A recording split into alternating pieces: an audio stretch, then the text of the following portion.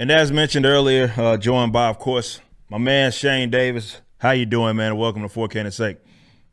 How's it going, Eric? How's it going, man? I hadn't seen you. We've been on some live streams before. It's good to see you again. Yeah, for sure, man. It's been a little bit, and I'm glad we could kind of finally get you over here Mm. to the audience. 'Cause, man, you got a lot of stuff going right now that we're going to be talking about here later. Crowdfunding of I believe it's your second campaign, kind of officially, and man, it is just knocking it out of the park in such a short period of time. But let's get the audience sort of acclimated to who it is that you certainly are, because as I mentioned off air, like people are so intrigued by people that are, form what we deem as like the comic pros, former comic pros, that have been kind of doing things for the Marvels of the world and DCs of the world. Tell me, just lay it on, take as much time as you need, kind of your experience, kind of being in that space, and then obviously kind of crossing into the more in the independent space. Let the audience know of the difference, the benefits, the highs, the lows, just everything that you've been a part of. All right, right.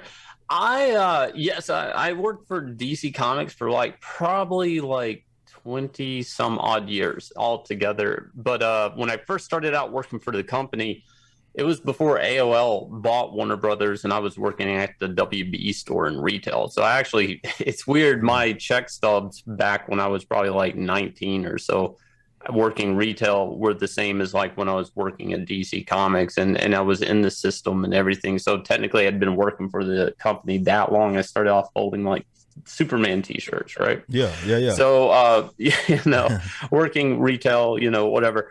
But I ended up getting into comics. But it was interesting when I first got into comics, they wouldn't trust me and hire me for interior pages because I was just a young kid. And Hmm. how did they know I would get the deadline done? So I ended up being shuffled to the licensing department. So Okay. a lot of times now, you'll see a Batman T-shirt or something. It's something I drew like almost 20 years ago, and they just keep reusing the same image. And at the time, the money seemed good, but there's no royalty system to it. So it's like I probably spent all that money I was paid for those T-shirts buying them every time I come across it in the store or something like that. Yeah. So it's kind of funny. And from there, that they were like, he draws a really good Batman or something like that, and I got some issues on Batman. I worked on Under the Hood with Jason when they kind of brought Jason Todd back, and the whole Under the Hood, Red Hood type of thing. Hmm. And that was I think it was like DC Comics for the month, third number one selling comic, like money wise. Like they Right. made so much money off that book. And from there, I ended up working with people like Brad Meltzer on Justice League, and worked with Michael Straczynski on Superman Earth One. That was like knocking out of the park. Like I think we were on the New York Times bestsellers list for like 40 some weeks total, and we were Nice. there until we got knocked off because Barnes and Noble pulled the book off the shelves because they did an exclusive Kindle deal. Borders was around, and that was a big competitor for Barnes and Noble. So we would have, sold a lot more if it wasn't for a dumb deal that people did with a digital copy of the Right. book. Right. But and then I created like a lot of the red lanterns that you see in video games like Justice League and Justice 2, Deckstar, Belize, Scalox. I basically created all the red lanterns except for Atrocitus, Hmm. like the main leader. They get around in a lot of Lego games. It's interesting to create something on paper and then see it worked around into so many areas, like superhero girls, which is obviously for like little girls, or Yeah. Legos, which are for little kids, but even like some video game like Injustice 2, which obviously is for everyone, Right. that likes violent video games. So and then there for a while, I left DC Comics and I worked with Legendary, Okay. the movie studio, and I worked with them with Max Brooks and Mark Wade. And I was working mainly with Thomas Toll, who was the owner of the studio at the time before they got bought out. And this is back when they were doing the third Dark Knight movie, or the third Christian Bale Batman movie. And they were getting ready to transition away from Warner Brothers to, I think, Paramount is who they were going to. Who has Fast and Furious? Is that Paramount? I don't know. I think it is. Yeah, Yeah, I believe yeah. so. So they moved away from that, and they were doing a deal with Air, so they were trying to build a lot of new IP. And it was interesting working with a movie studio because I end up sitting in conversations and talking to the same people that make the movies like Pacific Rim and stuff. Yeah. And working with Max Brooks from World War Z, so I was working with people from all different backgrounds, and it was interesting because I could really see the Hollywood dynamic and stuff. And around that time, Right. I didn't realize they were pulling. The reason Legendary was interested in me is because they were pulling so much of my Superman stuff for Man of Steel, which they were co-oping with Warner Brothers. And then Man of Steel came out. I was like, oh, now I understand how I ended up at Legendary because they were like, we were using so much of your book for that. Yeah. So it was interesting. And so I've worked around comics and entertainment in so many which ways.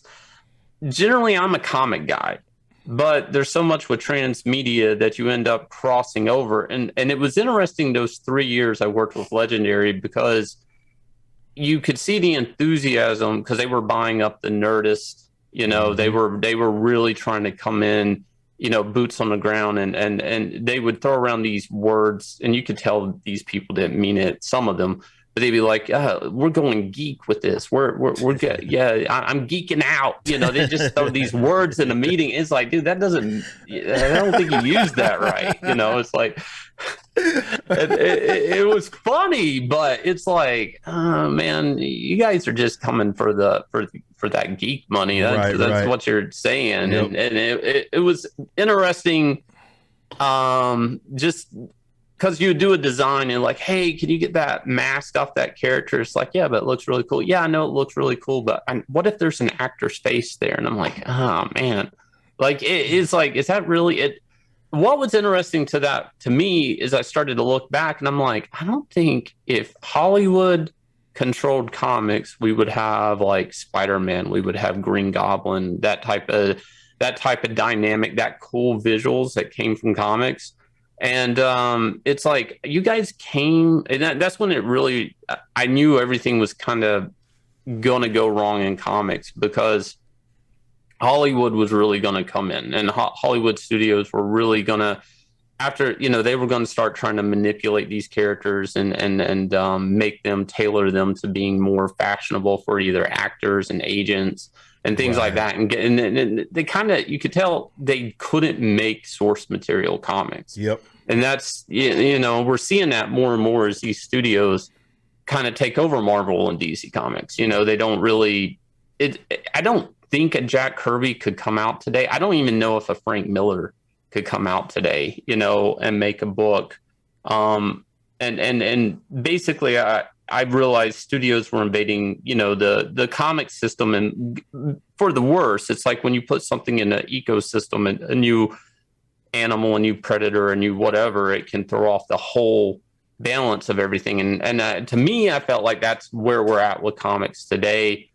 So I was working, the last thing I was mainly working on with DC Comics was Metal Men, and I basically was working on Metal Men because of Dan Didio, who was the publisher at the time.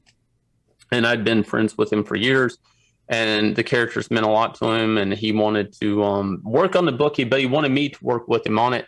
And he had been a big advocate. I mean, he'd given me some really big hits in the day and everything. So I was like, okay, I'm going to do this. And I was around for when, of course, he was no longer with the company.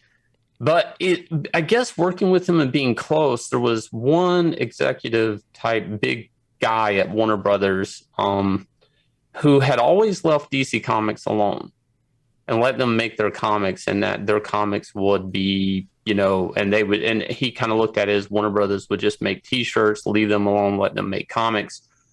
And there'd been all these steps to pull DC Comics from the East Coast to the West Coast. So they're closing the distance between DC Comics. And eventually that guy left. With the merger, I guess it was the AT&T Warner Brothers merger. Mm-hmm. He had left though on a different reason. I think he got Me Too'd or something like that, and he stepped down. And there was a concern. What does that mean for DC Comics? It really wasn't out there on the street. This was more of like an internal in the company thing. Like, Right. what happens when the guy was saying, leave this comic company alone, let them make comics and let us reap all the benefits? What would happen? And obviously, we're seeing that now, right? We're Yeah. seeing like that they're not protected anymore. They're not like left alone, and it was interesting just being that close to Dan and hearing these type of concerns. And then thinking back, it's like over a course of a few months, everything went to shit, Yeah. I mean, Real fast, right? know, I mean, it was weird because like you were obviously kind of on the that era where I felt like they were trying to get things back on the rail. So that's what, like 2015, 2016, going into yeah. like Rebirth and all of that. And this is when I started trying, like, getting back enthusiastic about it, about what was going on with DC Comics. And then it was weird to see it just fall off a cliff. And I don't know if that was like kind of talking to your experience. I don't know if that had something to do with the studios, kind of having more input on what type of material needs to be put out, like who this needs to be catered to, and all of that. I mean, that's what I picked up on it, just from a customer standpoint, to the point to where I couldn't do it anymore. Like, I was like, you know what, this is not working for me. You know what I mean? Like, this is not working for me as a customer, and I have to start looking elsewhere, even though I'm a big comic book guy. So Mm-hmm. you kind of come out and you kind of transition from being involved in that, and then you kind of go out of it. And obviously you're seeing a lot of success. Like I mentioned earlier, we'll start talking about that. But can you put that on scale or put that into context? Because my what I envision comic pros, I envision a lot of them not having, let's say, a lot of money. Let's say that, Mm-hmm. being like pissy broke, to the point to where maybe that's why they're kind of desperate in the way that they are. But with you guys, we've talked out. We've had Ethan on the show, of course, and we've talked about kind of the fact that just within a short span, the amount of revenue that he's been able to bring in just doing his own stuff versus doing stuff with DC or Marvel back in the day, it's not even close. Is that sort of, though, you're kind of you're getting your bearings and you're seeing a lot of success? Is that kind of your experience, like right now, kind of crossing more so into that independent realm? Yeah, it's complicated because, first off, to answer your question about comic artists and their finances, I used to work a little bit with Joe Kubert. I went to Joe Kubert school also, and he comes from a very old school era of comics where he thought he saw the industry die and reborn many times in his career. I Mm-hmm. mean, a very old comic artists used to do Sergeant Rock, Enemy Ace, things like that, right? Hawkman. Right, right, And he always had this term for comic artists: it's either feast or famine. Like, mm, you're either too much work and you're doing well, or you're starving to death waiting for your next job. And that's kind of the freelance comic book artist's life. So, comic creators are usually really worried about what editors and publishers think of them, because it right, could affect their next job. So we're right. always walking on eggshells and everything like that. And it was around like 2016, and I guess this was time like Ethan had left DC Comics. They were telling comic creators and issuing statements, you can be fired at any point in time on whatever job you have just for saying something on social media that we don't like, but they wouldn't Right. tell you what that was. So they basically, in a weird way, put a gag order on everybody. So a lot of comic creators don't have a social media presence, or they do on the radical left. Right. It's very interesting because that's the right thing that gets you jobs right now in the comic industry. And it's weird because it's all moved away from a meritocracy system, which is what you were talking about when it was getting back into Yeah. being product that brought you into the industry. Instead, now it's more about, do you say this and I think that, and politics, and that gets you jobs. But if you say something on the other political statement, Yep. Yep. people get outraged, you could be fired. And it's a very manipulative system. So a lot of people, if you'll notice, especially a lot of comic artists, they're very quiet on social media, and that's the Right. reason why. That makes sense. With that said, talking about my experience, I basically said, I got to do my own thing. I'm like, this isn't working. mainly because when I drew 3 issues of Metal Men, they were like, "Oh, I had 3 issues done. We hadn't even put it in the catalog yet. It was a 12 issue run," and they're like, "We've already thrown this up to the TV people, and they like it." And I'm like, "That's what?" Yeah, I'm like, yeah. I'm making a comic book, not a TV pitch. And like, "Oh, never mind, never mind, never mind." I'm like, that's not right. What am I doing here? Am I really making where are people's heads I'm working with? I have an editor, I have a publisher, I have this. Where are their heads at? And like later on, I'd seen posts on DC's Twitter where James Gunn's like, "Oh, I really like Metal Men," and it's like, oh my God, like, and that's the problem is like, comics first and make comics the best you can and focus on the comics. And I was like, to be honest, I felt like this is, I mean, I've had a relative that passed a cancer, and I went through the whole process and going to hospice and everything. And I know this maybe sounds really dark and grim, but to me, the comic industry, to me, how it was operating, especially from this corporate system, it seemed like the comic industry was going into hospice in some sort of way because they were driving sales down, they weren't making profits, and they were starting to count the money every quarter.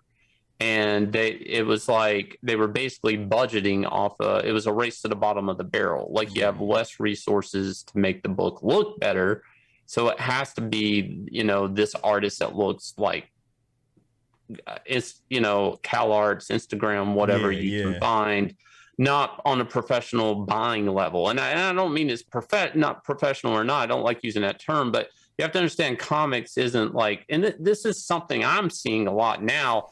There's a difference between an artist, just being an artist, and being a commercial artist. And comics, oftentimes, when you go to art school or something, you have to weed that out right away. Or you want to be an artist and do a painting, and then if somebody likes and they like your feelings in the painting and all this, they decide to buy it. But you're doing it because you're just putting yourself in there. And then there's a commercial artist. A commercial artist is a job. You're supposed to draw this advertisement of a car or something originally back in the day, but it's to sell a product. Comic books are a product. They are entertainment. So the artwork does need to meet a quality that means that somebody wants to give you money for. Because, I mean, in all retrospect, it's paper. Paper is just paper. What's the value of that paper? Basically, the quality and the story and entertainment that's on that paper, right? So the comic industry really got away from that. And they didn't understand that anymore. And I'm like, this is a race to the bottom, because every year or every quarter, we're going down, down, and down. And then people are like, well, page rates need to go down. It's like, I haven't had a raise since probably 2008. Like how can rates go down? The price of milk, the price of gas, everything else is going up. Right. That's not how this works. It's you guys need to sell more books. And even in my career, I'd been part of different ventures, right? I'd seen digital come and go. Because they never made money off digital. It just led to piracy. Yeah. But I also was part of OGN, original graphic novel stuff, where they were trying to test a new graphic novel, where it would just be released in one graphic novel, not a collection, and they were be able to get real world press, like they'd be able to get like the New York Times to review it, or the Chicago Tribune, or all these, Entertainment Weekly, whatever, to give a review and get pull quotes on the back of the book and treat it like a real prose book. So I'd seen all these publishing ventures, and DC Comics, more so than Marvel, has always tried these things. They would try digital comics way back when, like Zuda. They have these weird imprints they would try. They even tried American manga at one point, didn't work. Yeah. But where I was seeing this go is because I saw the rise of manga with Tokyo Pop years before, but I also saw that crash. It's like the manga section was just growing, and it's growing because it's right next to American comics, and we're rebooting so much. Our collections look like crap. They're all disheveled. Nobody knows where to start. People love Spider-Man, but they don't know where to start anymore. Everybody loves Captain America, but they don't know where. I mean, we had gotten away from just basics of numbering volumes from start to finish. Plus, the other thing that was eventually going to kill, I think, mainstream comics is like these characters don't really, they're trapped in time in sort of a way. and reboots and stuff can work. And Jeff Johns was great at managing that type of thing, keeping these characters that are trapped in time where they can't really age too much, but they, that I call it kind of like the Santa Claus factor. They want that basic Superman story always. And you kind of, that's where really creative people have to get involved and keep these characters fresh and relevant, but stay true to what the fibers of the character are. Right. But then it's weird. Everybody was like, this is controversial, this is progressive, let's push this on these characters. And it's like, well, some of these characters weren't really built for that. Yeah. And I noticed, like, working there towards the end, it was really getting into this whole thing where it wasn't story first and it really wasn't even character first. And working in comics, I know I'm going way off the rails here, but their biggest thing that they deal with month and month is how to get people to talk about their characters. And they started focusing on that rather than talking about the stories. Yeah. So they do these drastic things, like there for a while, you'll notice it was like Marvel was trying to kill a character every 3 months. Like, let's kill Johnny Storm, let's kill this character, and let's get people talking. We're killing Spider-Man, we're, whatever. Or Captain America, you'll notice they did all those things. And then they kind of go on to the next thing. And it's like, what's the next gimmick we can do? And for me, I was like, I just want to tell and make new stuff and make my own comics. And if it works, it works. If it doesn't, I don't think the industry's going to last anyways. Yeah, that makes sense. I went out on my own and I did some crowdfunding books. I had made some comics on my own before and ran them through Image. They had good reception, but the direct market, it's very hard to navigate. Mainly because Marvel and DC have predatory publishing practices that a lot of these retailers fall victim to. And that does affect their ability to order other books, even sometimes Marvel and DC books. So makes sense. Yeah, I mean, you bring up a great point about, like, keeping things to where these characters are kind of recognizable, to kind of piggyback off of that. That was literally the reason why I got into comics. And because that started being put on the back burner, that was the reason why I kind of steered away from more Marvel and DC stuff, to the point where I don't have a pull list at all for either of those companies, Right. Because these like we have these perceptions of what these characters are supposed to be, and it seems like both Marvel and DC, right? They have this really bad where the characters are more of a brand, right? So this is why Tim Drake can just become gay out of nowhere, despite that couldn't be anything further from we actually listened to Chuck Dixon talk about this as well. Like, it's like these guys are doing stuff for a headline, right? Or for their peers, like to something to impress maybe some of their Comic Pro peers. Does that actually equal sales? Probably not, but it will get people, it's a gimmick, and it gets people talking about it. And that seems like they're more chasing towards that than to actually making good work. So it gets to the point to where these comic book characters aren't even like recognizable to the usual reader, to the just basic comic book customer, not the guys on, Instagram or the cosplayers. I'm talking people that would show up to the comic book shop every single Wednesday. Like, that character is no longer who they don't even know who that character is. A lot of people had that gripe with Bendis and when he was writing Superman. You know what I mean? It's right. Like, is this Superman? It doesn't really feel like it. It's him in name. So, to see though the destruction, I guess, of these characters, I can imagine being on the inside, but just to see this on the outside was really tough. It was really tough to kind of watch that happen. But crossing over into doing like you said, instead of going the Image route, you're going more just strict crowdfunding, and it seems to be working. So when you kind of made that decision, when you said, okay, I got to get out of that, I'm taking this leap, was that something that was like, what was that feeling? Was it nervousness? Was it like, oh, I don't know if this is going to work? Like, how did you feel about that and your confidence kind of going into that? It was very nerve-wracking, of course, but I wanted to reach out to people on YouTube, talk to people on YouTube, make sure, like, I'd been doing the convention circuit for years. So talking to people while I draw a commission or sign their books or something, to me, I make small talk. I'll talk to people. What do you do for a living? Right. How's that? And I've made tons of friends over the years at conventions and stuff. But I like being able to talk as me and sell a book as me rather than have somebody shoving in between me and the customer. Because for years I would do interviews or something like that, DC Comics, and people would edit my interviews. Mm-hmm. And at DC Comics, the things I would say, or they would take things out. And I was like, why'd you do that? And it was like, you work for us. And I'm like, that's nice. Thanks. Whatever. But anyways, getting back to the point, it was nerve wracking, man. I didn't know where I was going to go on this. I didn't know how I would land on it. I just knew like this.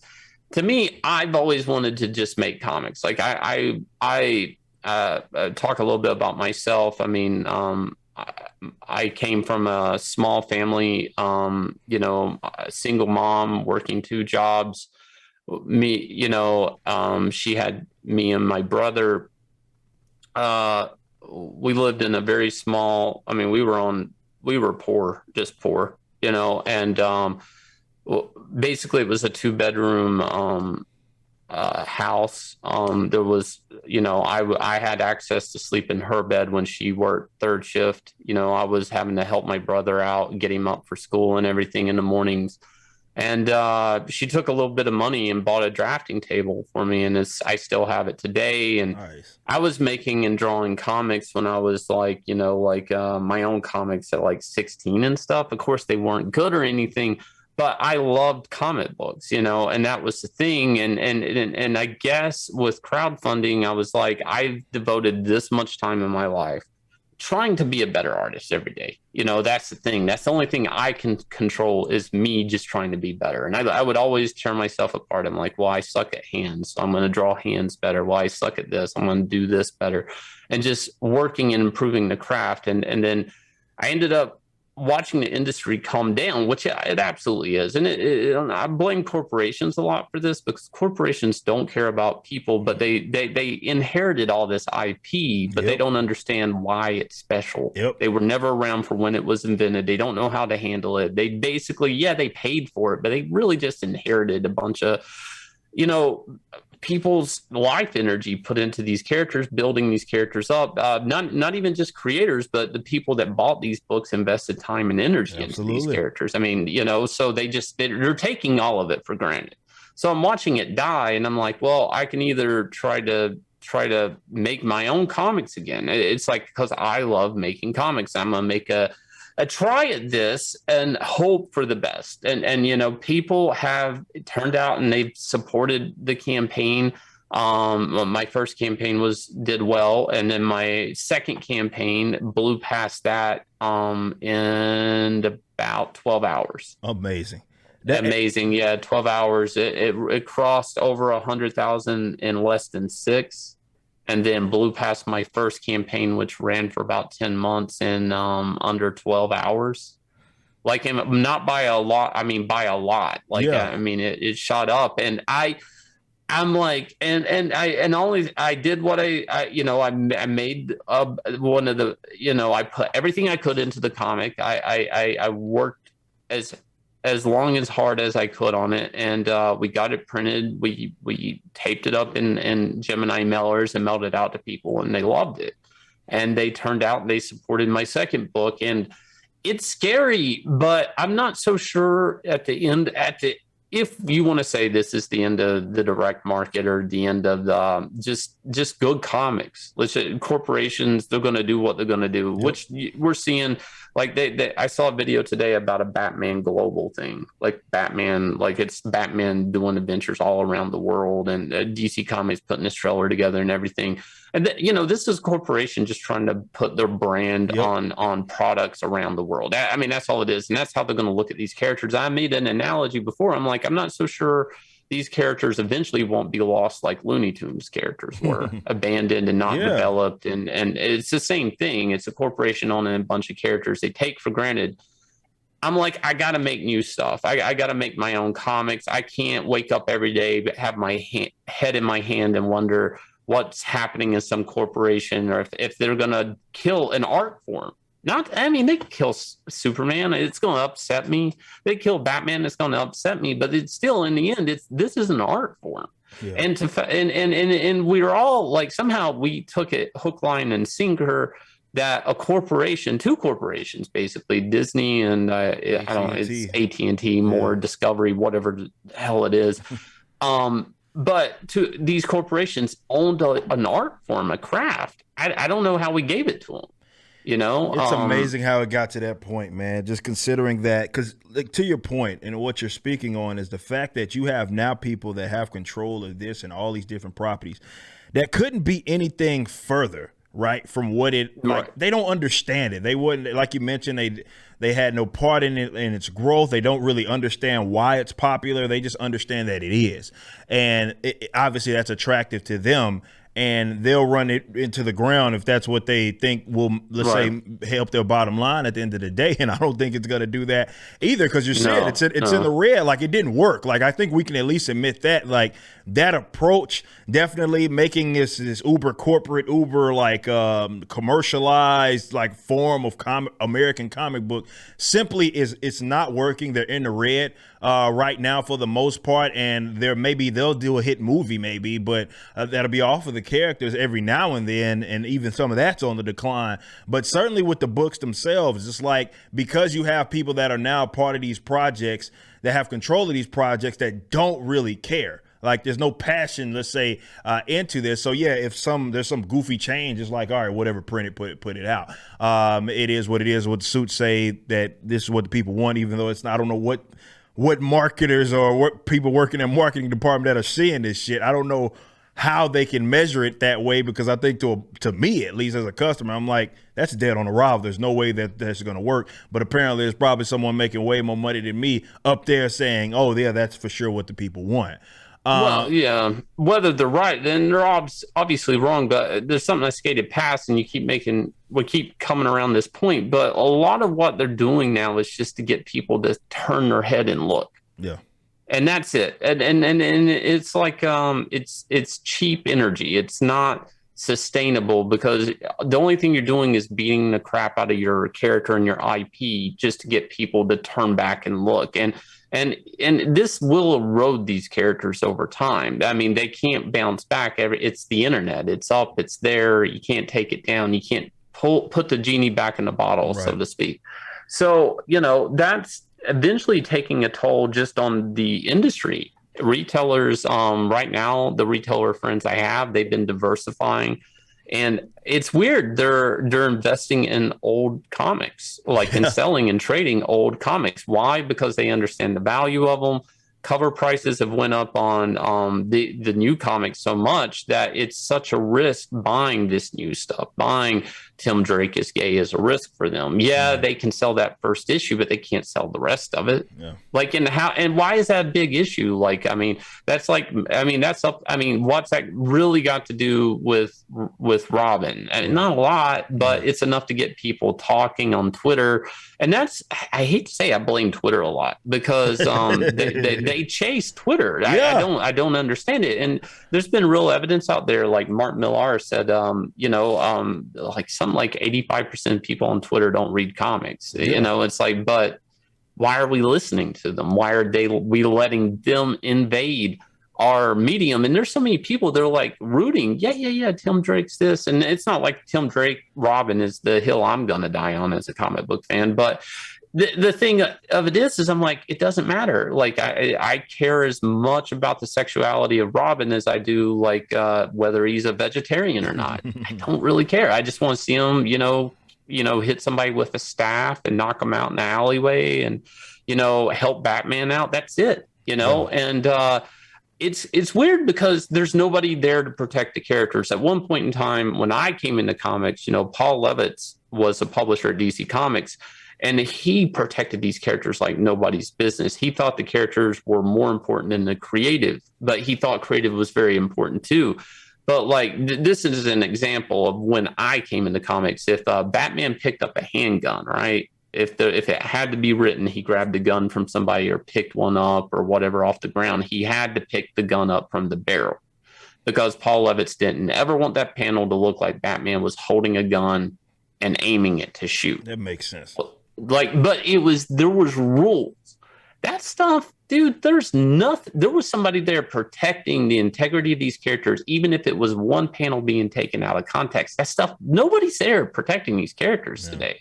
It's like they don't even give a damn about it. You know what I mean? And this is why I was, when I first started being heavily critical of this, I would always look at like, we could talk about these goofy writers. We could talk about these goofy, like, some of the goofy artists that I think, like Claire Rowe, who I don't know how the hell even has a job. But I could talk about them.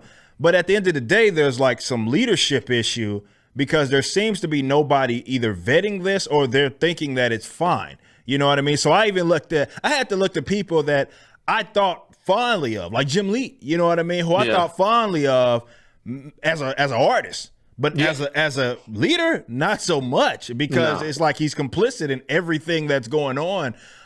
Certainly right now, we're looking at that DC fandom event and watching all these weirdos talk about diversity and all this other bull crap that nobody cares of, and he's just complicit in it all. I'm like, okay, there's a leadership problem. Like when you look at something, for example, like switching scenes with going to Marvel, like Daniel Kibblesmith and doing that weird, the New Warriors that he was going to do.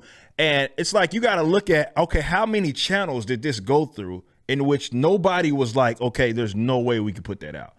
Like, so it's a leadership issue. It has to be a leadership issue. There are people that are unfortunately at the top that are unable to, they have no passion in it. And like you were speaking to, actually having enough passion in it to like care about just the sanctity of these characters, to protect these characters. That's not what it's about. It's more about brands. And like with these writers and all these guys, these artists, like they seem to be more, they want to make social statements, you know what I mean, more than actually tell a good story, certainly anyway. But there was this weird theory that was going around in comics, I would say maybe around 2010. And it had to do with the corporate structure, because these companies, like, we'll work on Disney for a minute here. Marvel gets bought out by Disney, and then Disney buys Fox. So with these big mega corporations, right, Uber corporations, when they buy, like, let's just pretend your Marvel Comics, you just got bought out by Disney. You think you have more financial backing and it's good, but the actual opposite happened in the industry. They started cutting rates and getting tighter. And they were actually trying to make this weird, well, this book has an A rate, this book has a B rate. And there was artists, this is inside true story baseball, like Ultimate Spider-Man or Spider-Man, whatever, was considered a B level book. That was your B rate.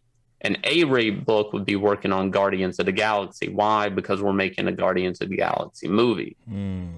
So, and then like you're seeing talent getting shuffled, top talent getting shuffled to things that so they started to already use the comics as a way to try to pump up whatever movie they were doing. Now, that's arguable. Like, it's kind of shady. You would think, like, keep people more. But my point is that wasn't about the comic buying customer.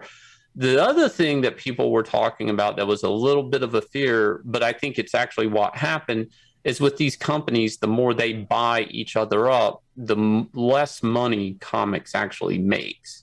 Because AT&T, they make whatever they do on cell phones or whatever, data, whatever plans. They buy DC Comics. Even if DC Comics was profiting like millions a year, it still doesn't look like much when, you take that, I guess, metaphorically, it's like a little bit of water and you put into you take a pond and then you put into a lake. And now the lake is now in the ocean, right. And it's like the what they're making. So this is a theory, but it's almost like with these mega corporations, I'm not even sure if they're worried if people are actually buying these comics. Yeah. Or if they're worried if they're profiting, because what's most valuable to them is, again, the IP and the copyright. That they don't really want publishing. They're just buying the publisher to own the intellectual property.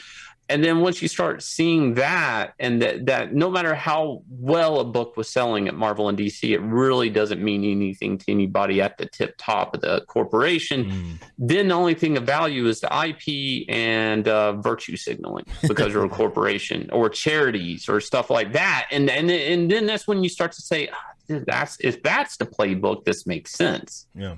No, I Now would it agree makes with that. sense. I would agree with that because you like look at it like you're so those guys are so far detached from this, and this is why I Right. think they can operate at a loss and not even care because of that. So I would never be surprised if at any point in time those comic lines, if someone at the top finally started paying attention, they were like cut off. Like I would never be surprised if something like that would be something drastic.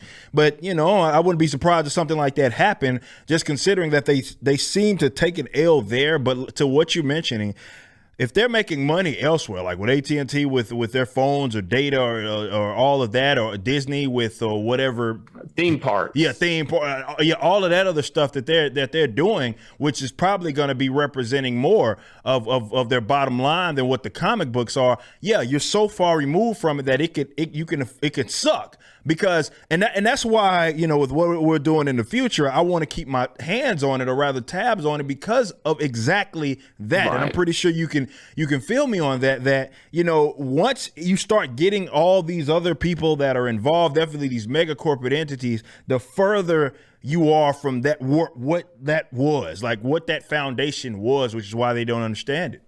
When I launched my last campaign, I didn't plan this out, but I just said to people, I said, look, all I can tell you on this book is I'm going to try like hell, and I'm going to put everything I got into this book to make it the best comic I can.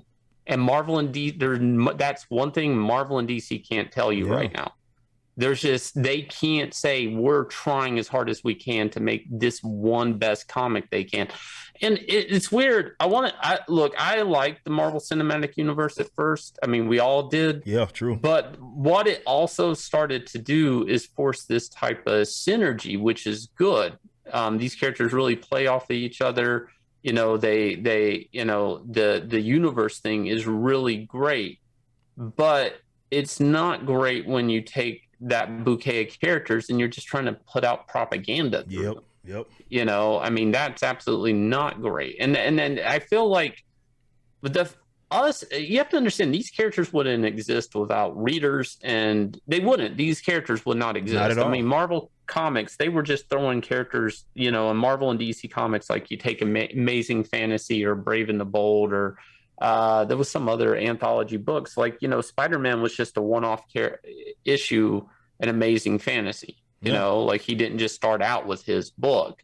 These characters, they had to work off a sort of a meritocracy system, whether people really wanted to see them again or whatnot, or the same creative team. And we're just right now, man, the American comic book industry, like, it's going backwards. Retailers are going backwards into old 90s books, 80s runs, 70s runs, and they're trading and selling in that because it's more dependable and it's more like it's easier to digest. They're stories for story's sake. They're awesome drawn comics for awesome drawn comics sake. And those are things that the corporations are not. They've lost so much touch with this IP that they were just, and we're beating a dead horse right now, but they really did just want the IP. That's it. I've been in the green room at DC Comics where they're pulling people in and they're talking to the ice cream people that are putting Batman symbols on chocolate ice cream and Superman symbols on strawberry ice cream and Wonder Woman symbols. And they're like, yeah, how's that selling for you? And that you have to understand with this corporate mentality, when they're talking about a broader audience, I mean, they maybe are just talking about putting like a Batman symbol on a cup of noodles in China. I mean, that's it. I mean, they're not really that concerned about, a good Batman story in China or whatever. And dude, there's so many telling signs, like today Webtoons is showing what they're actually doing with DC Comics. They're venturing out into digital, which is interesting because they've been selling digital and it's not working. Yeah. So now they're going to a different platform that built a comic audience, and they have a bunch of customers and they're like, we don't know how to make this work. We've lost sight of how to sell our characters now. And so going back to when I worked at retail, there was an important thing that always rests with me is like, I was at the WB store. We were outselling the Disney store in the mall. Why? Because we could sell to, we had Looney Tunes, we made Warner Brothers films, Iron Giant was out. all these things. We had the DC characters, whereas at the time Disney only had Mickey Mouse and Disney princesses. So we were able to sell to a whole family, whereas Disney could only sell to a little kid and maybe a woman. Right. So AOL bought Warner Brothers at the time, and I mean, this is really making me sound old, but they bought them, and the first thing they said is, we don't need to mess with retail. We own all this stuff. We need to pull out of retail, and we're just gonna license those IPs out to other people that want to make a Batman shirt. Disney never did that. They still kind of held true to making some of their own product and stuff like that, and but they do both. So that mentality of a corporation coming in and saying, yeah, we could hire our own employees, or we could just let everybody go and just charge somebody else and take a licensing fee and let somebody else do all the hard work and approve it. The comic industry is getting really close, and I'm actually worried in the next year for the mainstream comic book industry, because this stuff with webtoons, the Superman manga, the Batman type manga they're doing, the Deadpool manga that they're doing, that's all indicators that they're looking and filling out and probing what it's like to actually license out comic material to other people rather than us. And these are warning signs that nobody, and a lot of SJWs on Twitter and a lot of comic pros on Twitter, they know it, but that they're in denial, and they're actually trying to they were bragging about numbers being so great and all of this stuff, and we were looking into it, and it's like, no, they're not great. You're taking credit for manga sales, which you can't do. That's not ours to take credit for. You're running around literally with a trophy we never earned. Right. It's like, you shouldn't be doing that. And they're doing it because they know this is a fear. The same creators, I'm not going to name them by names, I'm seeing do that. I've had conversations with them at cons or at meetings and DC meetings, and they're talking about how sales are going down and everything's going down and everything's going digital. Those same people, they're two-faced. They're on Twitter broadcasting, we're doing better than ever. It's like, no, you're not. You're not. Yeah. You just don't want people to quit buying. Yeah. And it's so sad too, because we're doing everything so poorly with these characters, and this material is unreadable and unmanageable. And if a customer goes into a bookstore and they're looking at trades, all they got to do is turn from looking right to looking left, and there's manga. The charts show the books in the direct market going down as the manga is rising. And that's literally a dude looking from the right and turning his head and looking to the left and saying, well, I want something new to read. I can't read this shit. Yeah. Let me pick this up. And it's all on the wall. Like, I mean, but they're in such denial about it. And then, they're making buttons like I killed comics in cold blood. And they think it's bragging rights. Funny, and they think it's a cool club. And it's like, what's worse is people are doing this, and they're saying there's sarcasm and it's a joke, but these companies are giving them more work with it. Yeah, you felt upward. You felt upward with them. It's like parasites trying to kill a host at this point. And that's the part. And once I can't get my head wrapped around it, it's like, you know what? I'm going to take this energy and just make my own comics and see what happens. Yeah. I mean, that's all I can do is I work on the things I can control. There's so many X factors right now and the other thing is nobody's going to care about a story, a character than the creator.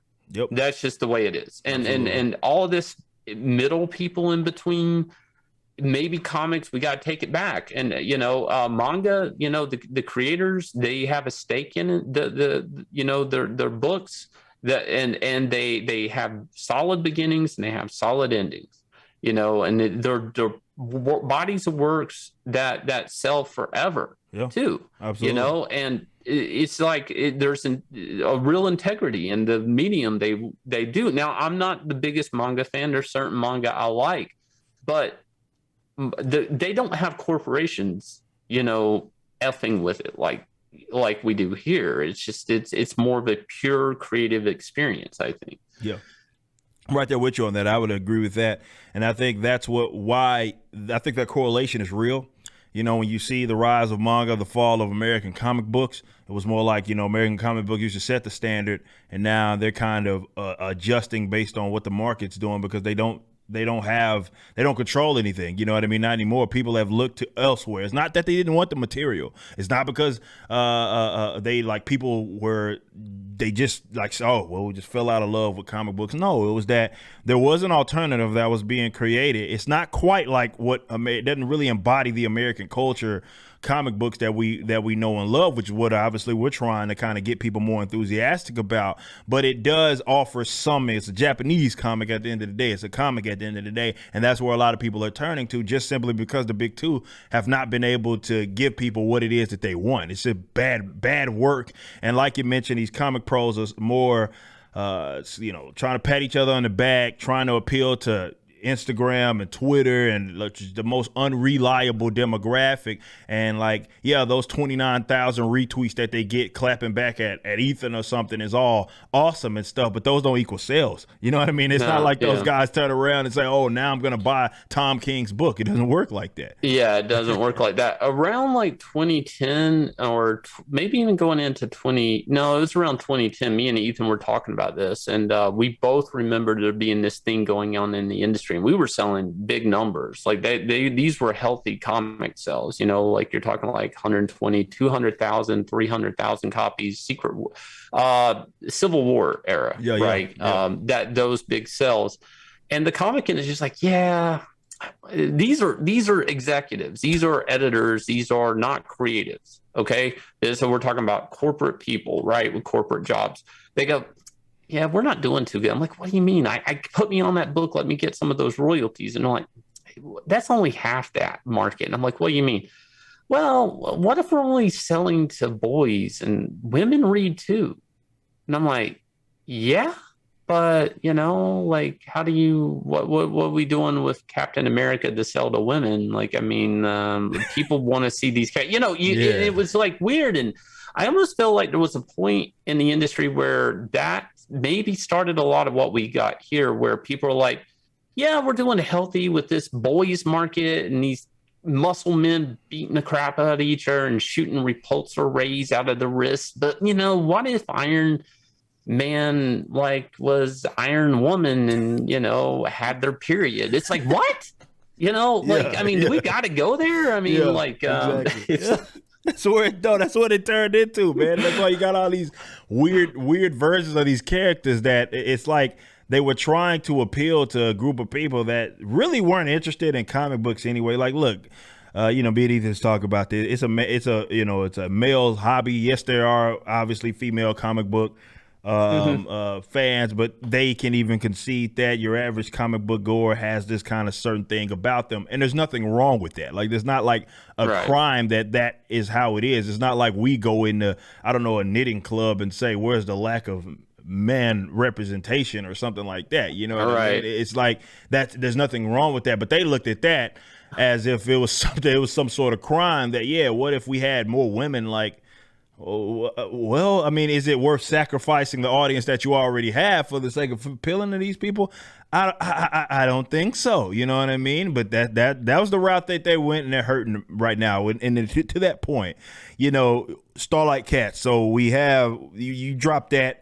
That kills it. Tell us what it's about for the audience that doesn't know what it's about. And if they can still, obviously you moved on to the second campaign, which we'll talk about here in a little bit. But if they can still get it, where can they get it? What was it about? How did you even conceive of this sort of idea?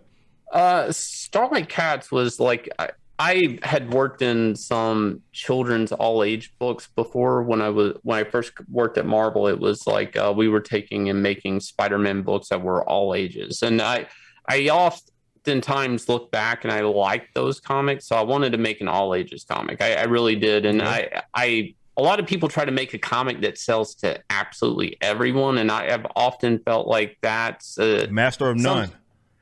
If you can pull it off, you are a master if you can pull it off. But you can have a good idea that would be for this age demographic, and you can have a good idea that's for this age demographic. So I always, if I was going to really just invest in doing creator-owned books, I wanted to do something that would be all ages, and then something that would be, more action adventure, like, teens and up. So Starlight Cats is like a little girl, big adventure, cats in space. And that's basically it. A little girl comes across a jewel.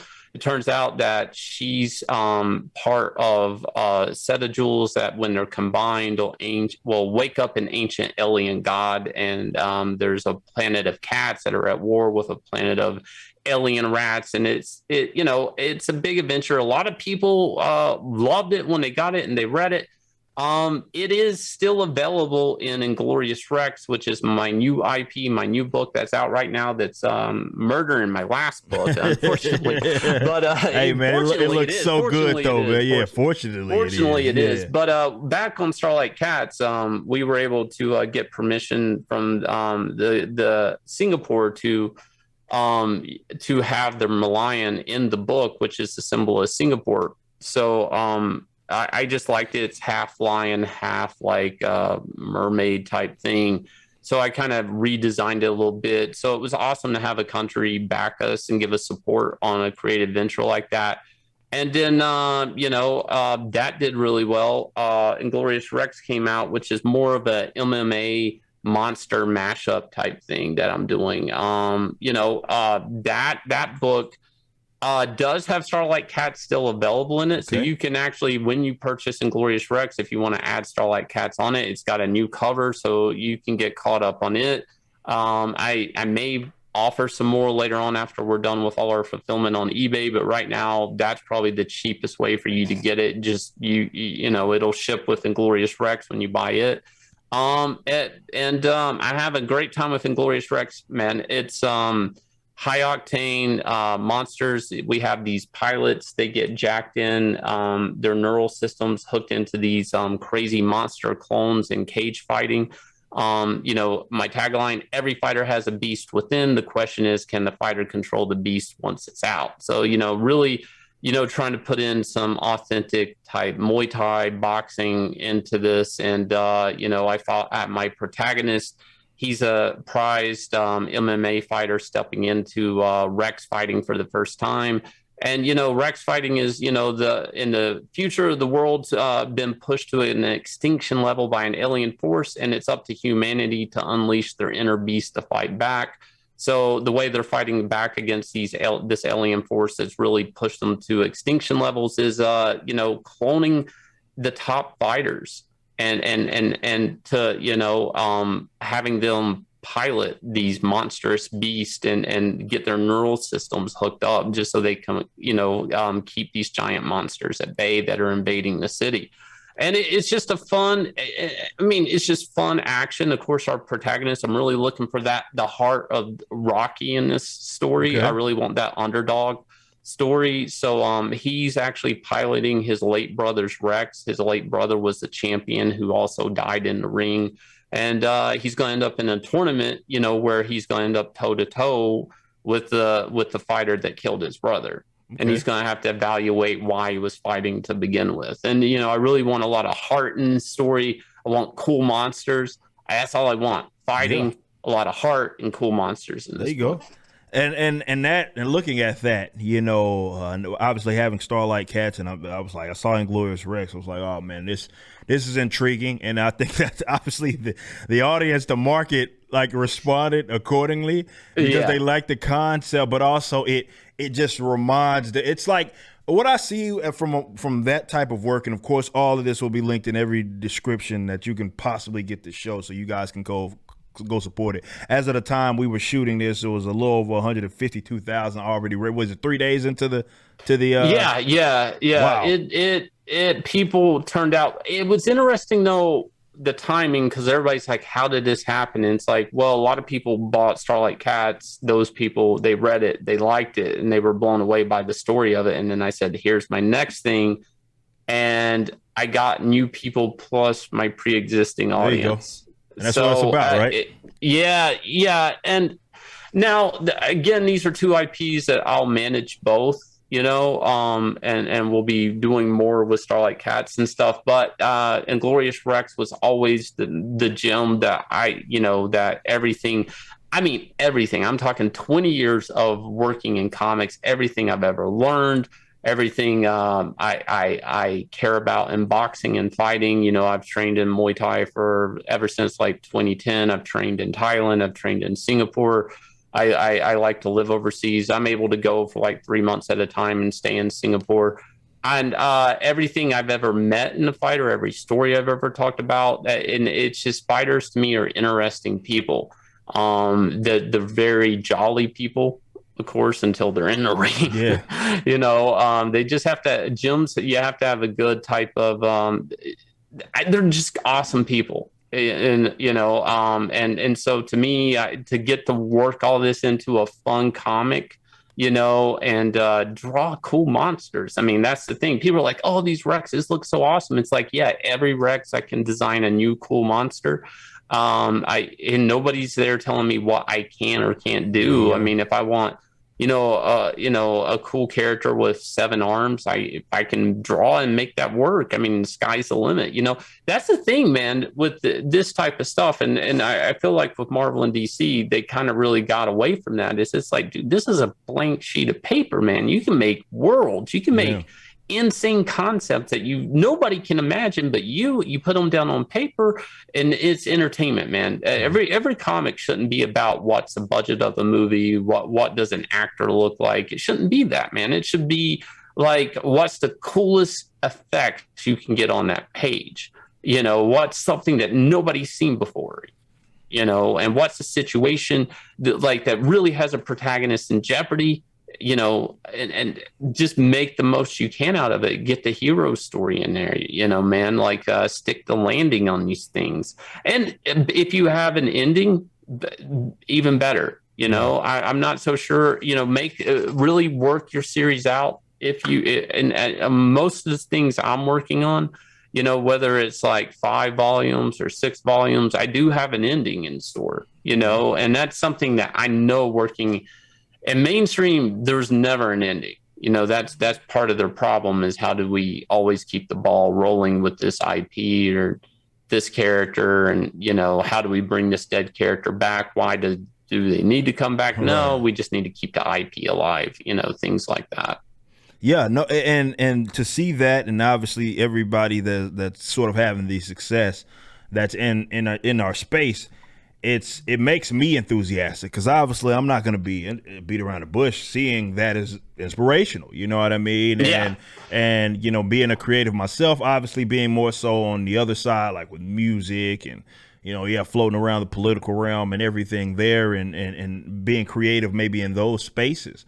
But to do it is something special about comic books, and like you mentioned, it is a blank slate. It's like you can do whatever it is that you want. You can be as creative as you need to be. You just have it make sense for your audience, and you give them something to get enthusiastic about. And I think you're a prime example of this, because you see what happened with your first book, which was awesome, but to just be able to eclipse it in like a matter of half a day, Yeah. and then going into day 3, which you're over 150,000, 152,000 already, just goes to show that it's people want this. Like, there's a market for this. There's absolutely a market for this, of people that, I don't know, make good work and don't hate their customers. Like, there's a big market Yeah. for that, and a lot of us can, you can make decent amount of money off of it, but you also can, with you being a person that's been in the comic industry for as long as you can, you're actually participating in trying to. It's less about a revival. Maybe on the other side it looks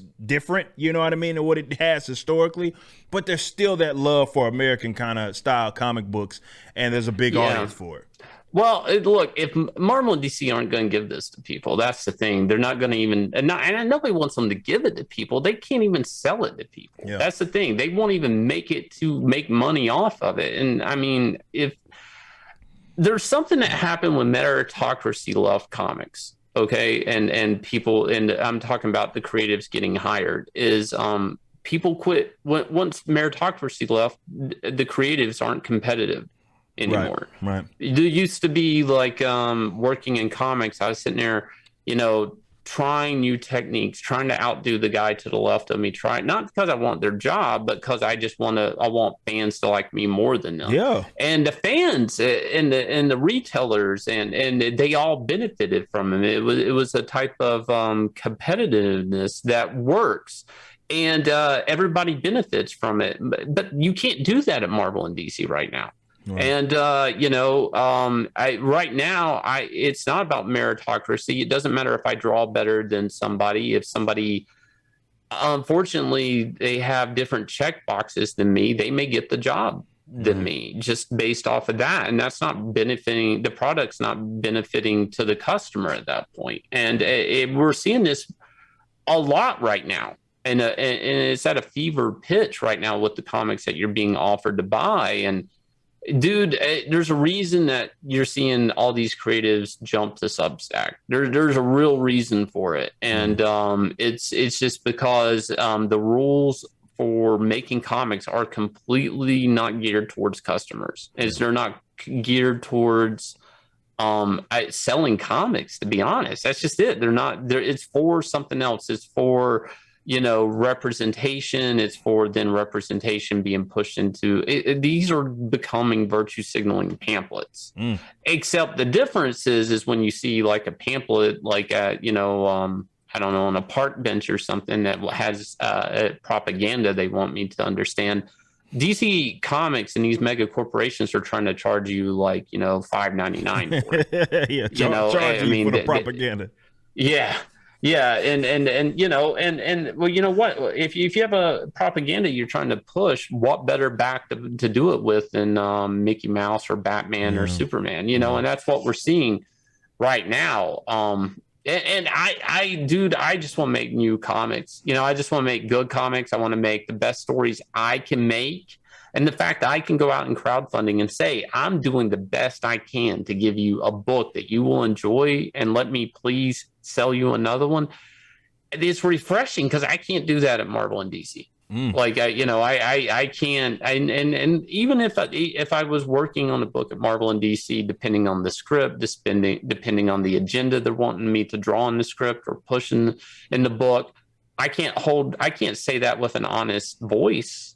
I can't say that with an honest face. I'm giving you the best comic I can, because you have to, no matter what I do on the book, if there's some angle where there's an agenda or there's a motive, like, oh, this is a TV show, we just need to get a flyer out there for it. I'm still not giving you the best comic I can, Right. and that's where I'm at right now in my career. And luckily, people are supporting me in this because I can try to keep this art form alive. No. Because I think there is an audience now. Whether these corporations care about the audience or they've abandoned it for what they think are hypothetical new customers, which are actually just hashtags they're chasing on social media.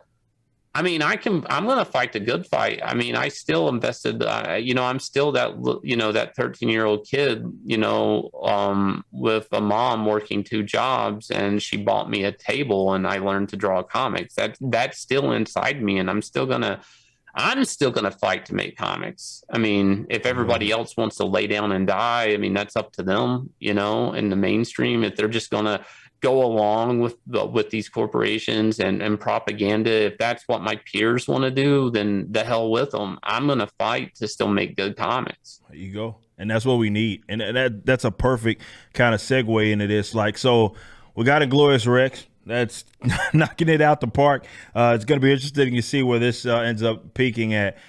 Anything in the future that you want the audience to kind of maybe keep tabs on, that maybe you kind of have your eyes, I don't know, set on, or maybe it's too early, but if there's anything in the future that you're thinking, like, what does it look like maybe 5 years from now, considering the success that you're seeing, like almost immediately? Uh, you know, I'm just wanting to do more of it. More Inglorious Rex, more Starlight Cats. I want to keep these two IPs going. Whether I try to throw a third one in the mix, I have ideas for things I've wanted to do, but like, man, right now, like, because I'm focusing on the best comic I can, this is where my focus is at right Gotcha. now.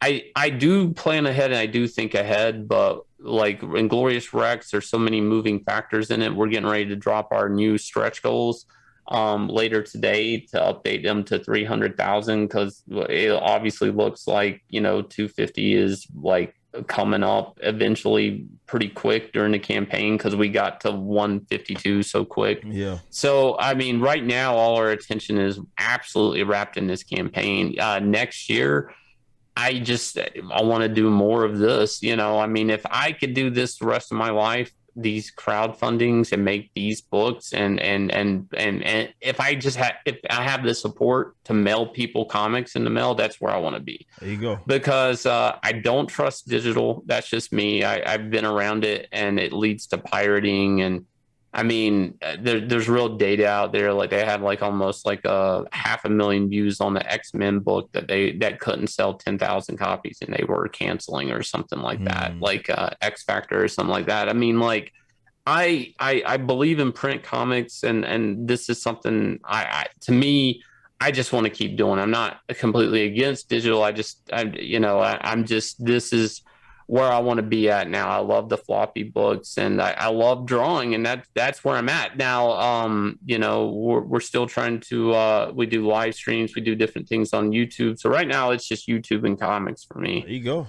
There you go. Well, I mean, hopefully, you keep it up, and hopefully we can kind of continue to just have like with Inglorious Rex, whether it be going into the future. I think that this has the potential to be something very, very, very special, and the market is kind of responding as such. So, man, hopefully everything goes good. And to your point about the print comics, look, I think that's what's unique about like kind of this industry that we're in. I mean, it is kind of going to be forever, I think, a physical medium. Yeah, there are digital comics, and yeah, they some people kind of like those, but for the most part, it's about having the book in hand and reading it, and that's a benefit that certainly we have. And then you got like the collectors aspects of kind of our industry. I don't think the print thing it's always going to be the way to go. So I certainly feel you on that, man. Look, Shane, I appreciate you joining us. Thank you, man. This episode, we'll have you on again.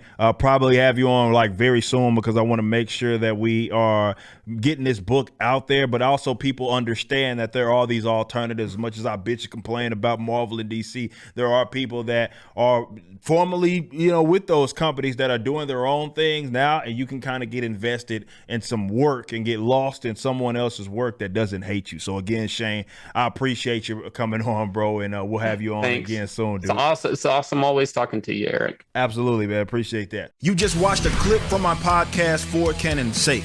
Catch us live at 12 p.m. throughout the week over at youtube.com/YoungRipper59 and follow us over at odyssey.com/@YoungRipper59. If you want to watch the entire video cast after the show is over, just be sure to become a member on the YouTube channel. Of course, the full audio portion of the podcast is available for free on all major digital platforms, or just visit For Canon's Sake